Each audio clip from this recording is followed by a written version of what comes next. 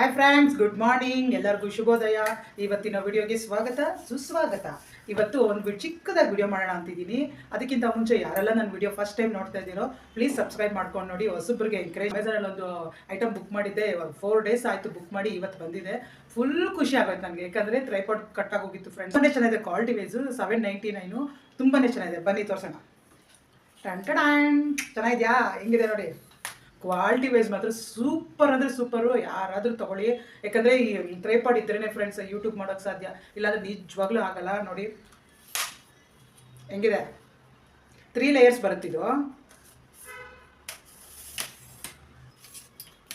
Quality wise ಮಾತ್ರ friends ಸಖತ್ತಾಗಿದೆ.